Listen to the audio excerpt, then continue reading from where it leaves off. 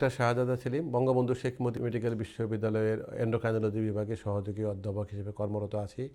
আপনাদেরকে 25শে মে বিশ্ব থাইরয়েড দিবস পালিত হয়, সে উপলক্ষে একটি তথ্য শেয়ার করার জন্য প্রধানত আমি যুক্ত হয়েছি।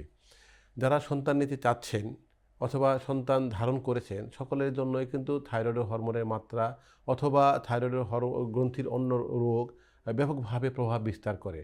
এটিকে মাথায় রেখে Bangladesh endocrine society thyroid task force, যেটি আমি পরিচালনা করছি, তারা একটি গাইডলাইন প্রকাশ করেছি যারা সন্তান নিতে চাচ্ছেন তারা কি করবেন, যারা সন্তান ধারণ করেছেন তারা কি করবেন, সন্তান প্রসবের পরে কি করবেন। বাংলাদেশি সকল নাগরিকদের গুরুত্বপূর্ণ তথ্য হলো, বাংলাদেশে কিন্তু মোট রোগী মানুষের প্রায় 25% কাছাকাছি, যেটি প্রায় 4 কোটির কাছাকাছি দাঁড়ায়, থাইরয়েডের হরমোনের সমস্যায় আক্রান্ত। কিন্তু এর মধ্যে সবচেয়ে বেশি নাজুক অবস্থায় আছেন মহিলারা, বিশেষ করে যে মহিলারা সন্তান নিতে চান। আপনারা কিন্তু আশেপাশে অনেকেই খেয়াল করবেন যাদের অনিয়মিত মাসিক হচ্ছে, যাদের চেহারার ছবিটা কেমন একটু স্থূলকায়া অথবা দাড়িগোঁফ আছে মুখে অথবা টাক হয়ে যাচ্ছে। এইগুলো যে কোনো একটি কিন্তু থাইরয়েড হরমোনের ঘাটতির জন্য হতে পারে। কিন্তু যারা সন্তান নিতে চাচ্ছেন ব্যর্থ হচ্ছেন, এদের দ্বিতীয় সংখ্যাগরিষ্ঠ কারণই কিন্তু থাইরয়েড হরমোনের ঘাটতি। তাহলে আমি কি করব এটি জেনে? তাহলে আমাকে সন্তান নেবার পরিকল্পনার প্রথম ধাপ হবে থাইরয়েড হরমোনের মাত্রা জানা। শুধু মহিলাটি না, দুইজনেরই জানতে হবে। যে কোনো একজনের সমস্যাই কিন্তু এখানে সমস্যা তৈরি করতে পারে। কিন্তু যদি এরকম হয়, যেটি অনেক ক্ষেত্রে হয়ে থাকে, যে ওনার আগে থেকে পরীক্ষা করা নাই, উনি সন্তান ধারণ করেছেন, এখন একজন চিকিৎসকের কাছে গেলেন।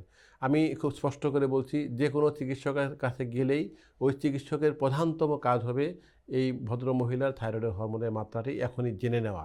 জানার পরে যে রিপোর্ট পাবো তার পরিপ্রেক্ষিতে আমরা পদক্ষেপ ঠিক করব। কারণ যদি আমরা এই সময় যদি হাইপোথাইরয়েড থাকে, আমার কারেকশন করতে ব্যর্থ হই, তাহলে কিন্তু সন্তানের বুদ্ধিবৃত্তির ব্যাপক রকমভাবে খারাপ হয়ে যাওয়ার সম্ভাবনা আছে। কিন্তু শুধু বুদ্ধিবৃত্তি নয়, প্রতিটি গর্ভস্থ শিশুর দৈহিক এবং মানসিক স্নায়ুবিক বৃদ্ধি নির্ভর করে পর্যাপ্ত থাইরয়েড হরমোনের মাত্রা থাকার উপরে।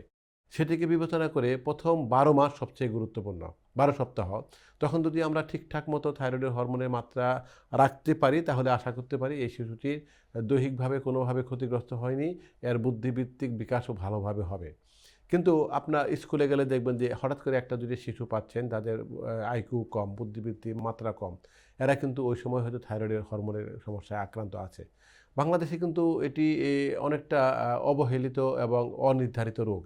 কারণ এটি অনেক সময় খুব চট করে লক্ষণ দেখা দেয় না, এবং থাইরয়েড হরমোনের টেস্টটি কিন্তু অতি প্রত্যন্ত এলাকাতে হয় না, একটু ভালো সেন্টার না হলে করা যাচ্ছে না।